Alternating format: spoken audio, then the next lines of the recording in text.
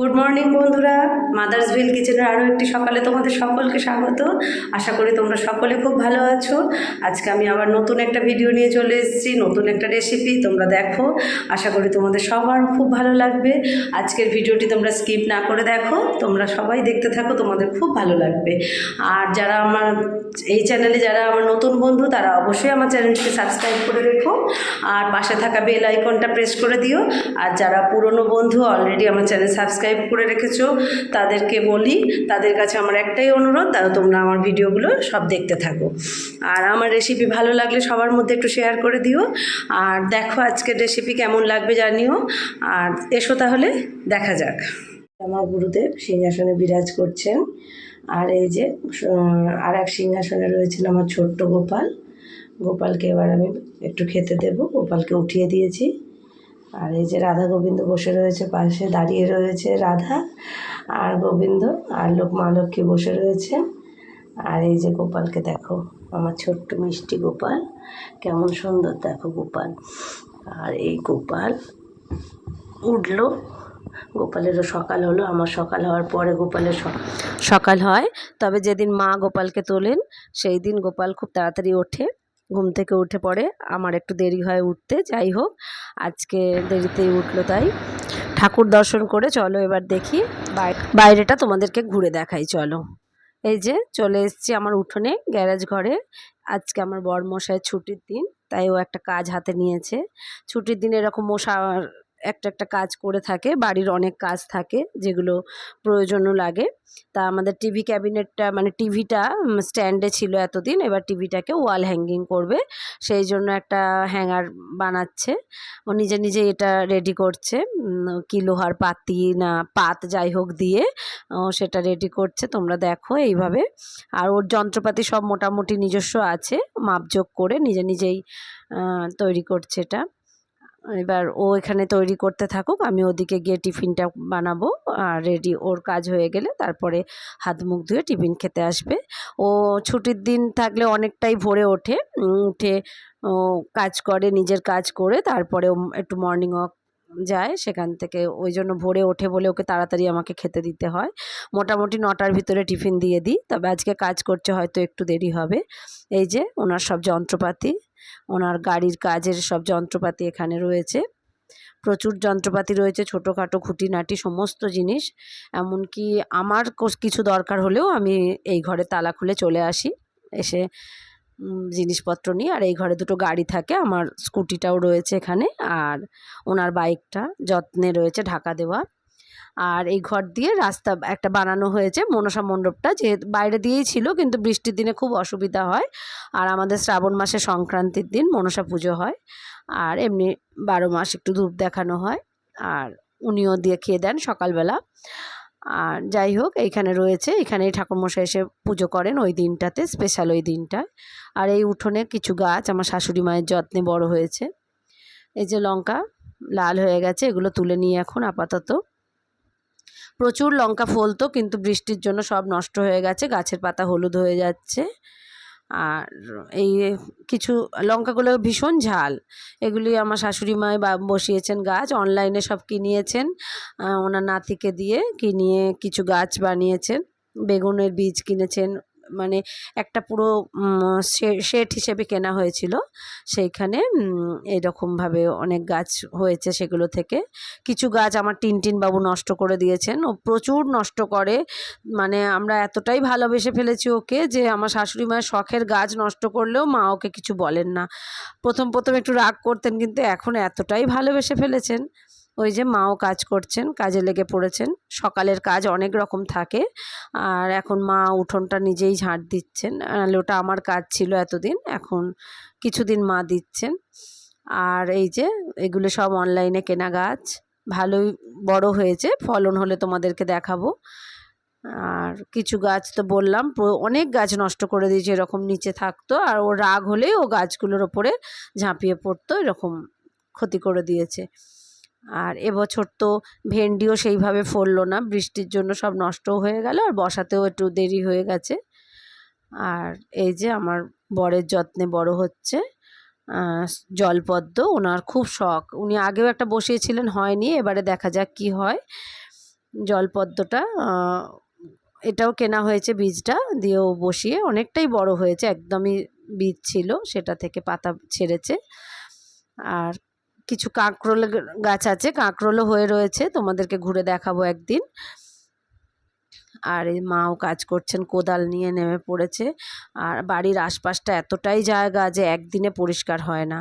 চলো বন্ধুরা, এবার আমি টিফিনটা রেডি করি। আজকের টিফিনে, এই ছুটির দিনে এটা টিফিন আমি রেডি করেছি। আর এটাই ব্রেকফাস্ট আজকে আমার। আর এর রেসিপিও রয়েছে, তোমরা তো চাইলে দেখতে পারো, আমার ভিডিওতে রয়েছে, আমার আগের ভিডিও দেখতে পারো। আর এই যে এই ঘরেরই দেওয়ালে ওটা ওয়াল হ্যাঙ্গিং হবে, তাই এখন ওয়াটার লেভেলিং হচ্ছে। ওয়াটার লেভেলিং হওয়ার পরে ওটা লাগানো হবে, স্ক্রু ড্রাইভার দিয়ে স্ক্রু লাগিয়ে তারপরে টিভিটা হ্যাঙ্গিং করে দেবে। বললাম না, প্রত্যেকটা যন্ত্রপাতি একদম রয়েছে। আর আমার গাছ থেকে তোলা বক ফুল আর বোম্বাই লঙ্কা তোমাদেরকে আগের ভিডিওয় দেখিয়েছিলাম।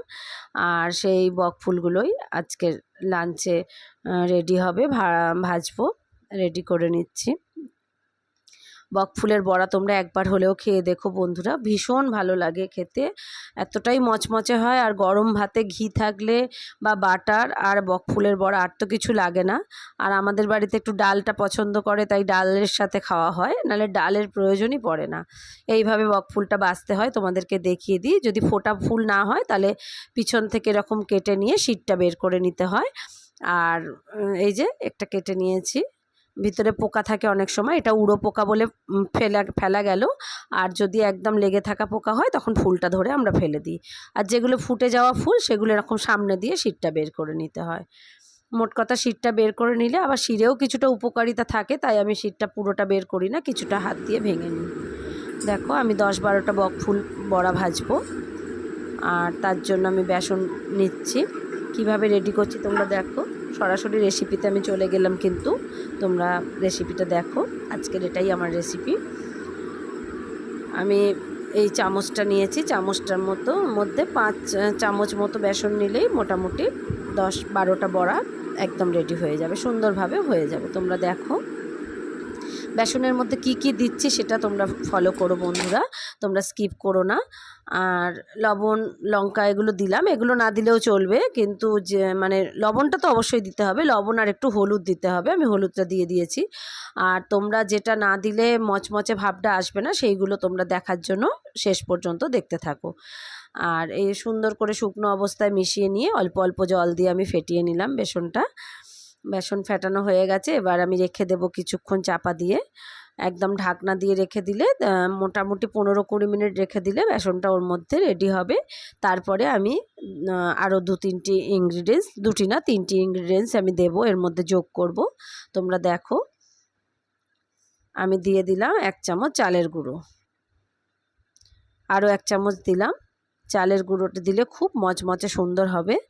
আর এই চামচটার 1 চামচ দিলাম আমি ব্রেড ক্রাম্ব, যেটা বিস্কুটের গুঁড়ো, এটা দিলাম। এই দুটো জিনিস দিলে দারুণ মচমচে হবে। তার সাথে আরও একটা জিনিস আমি দেব, তোমরা দেখো আমি দেব বেকিং পাউডার। বেকিং সোডা নয়, বেকিং সোডা দিলে কিন্তু প্রচুর তেল টেনে নেয়, একদম তেল চিপচিপে হবে বড়া। তোমরা বেকিং পাউডার দেবার চেষ্টা করবে, সোডা নয়। এই 3টি জিনিস দিয়ে তোমরা দেখো, একবার হলেও বানিয়ে খেয়ে দেখো, তারপরে আমাকে কমেন্ট করে অবশ্যই জানিও যে তোমাদের এই বকফুলের বড়া কেমন লাগলো।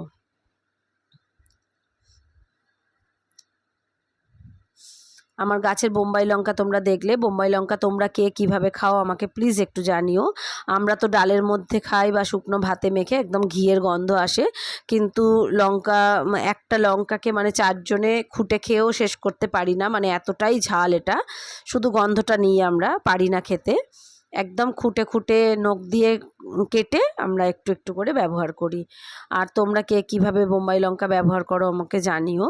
অনেক লঙ্কাই গাছে হয়েছে, আশপাশে 2-1 জনকে দেওয়ার আছে, দিয়ে তারপরে তো আমাদের নিজেদের খাওয়া। আর এবছরই এরকম ফলেছে, এর আগে এত ফলেনি কোনো দিন, আর এবছর একটু বেশি হয়েছে। বোম্বাই লঙ্কাটা গন্ধটা খুব ভালো লাগে। বাংলায় এই লঙ্কাকে কেউ কেউ নাকি ঘৃতকুমারী লঙ্কাও বলে, যেহেতু একটা ঘিয়ের সুন্দর গন্ধ আসে লঙ্কাটি থেকে। কিন্তু তরকারিতে দিয়ে আমরা কোনো দিন খাইনি। এর আগের দিন মা শাক ভাজাতে দিয়েছিল। তোমাদের যদি বোম্বাই লঙ্কা দিয়ে কোনো রেসিপিতে ইউজ করো তোমরা, আমাকে একটুখানি প্লিজ শেয়ার করো সেটি। দেখো বন্ধুরা, বেসনের থিকনেসটা তোমরা বুঝতে পেরেছো আশা করি। এইভাবে বকফুলগুলো ওর মধ্যে চুবিয়ে দিয়ে, আর ওই যে ধারটা কেটে রেখেছিলাম পিছনের শিটটা, ওর মধ্যে একটু বেসনটা সুন্দর করে ভরে দিয়েছি, যাতে মচমচে ভাবটা পুরো প্রত্যেকটা পাপড়িতে থাকে। বন্ধুরা, আমার চ্যানেল দেখছো, আমার ভিডিওগুলো দেখছো, তোমাদের যদি ভালো লাগে সবার মধ্যে একটু শেয়ার করো, আর একটু লাইক কমেন্ট করো তোমরা, আর পাশে থাকা বেল আইকনটাও প্রেস করে দিও সাবস্ক্রাইব করার পরে। আর নতুন বন্ধুরা অবশ্যই সাবস্ক্রাইব করো আমার চ্যানেলটিকে, তোমাদের কাছে আমার অনুরোধ রইল। আর দেখো বন্ধুরা, খুব সুন্দর করে ধৈর্য ধরে, আর আমার গ্যাসের ফ্লেমটা দেখো একদম মিডিয়াম টু হাই আছে, একদম লো ফ্লেম আমি দিই না কখনোই। বড়া পকোড়া ভাজার সময় একটুখানি মিডিয়াম থেকে হাইয়ের দিকে রাখি, আর তাতে সুন্দর মচমচে ভাবটা হয় আর তেলটাও ছেড়ে যায়।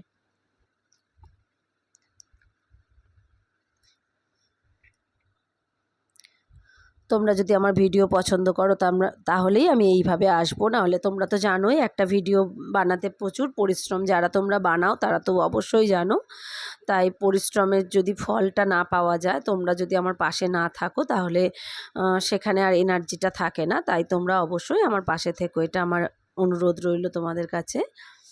আর এই দেখো বকফুল কতটা মচমচে হয়েছে তোমাদেরকে দেখাবো, একটু ঠান্ডা হোক, এখনও গরম রয়েছে, খুবই গরম রয়েছে।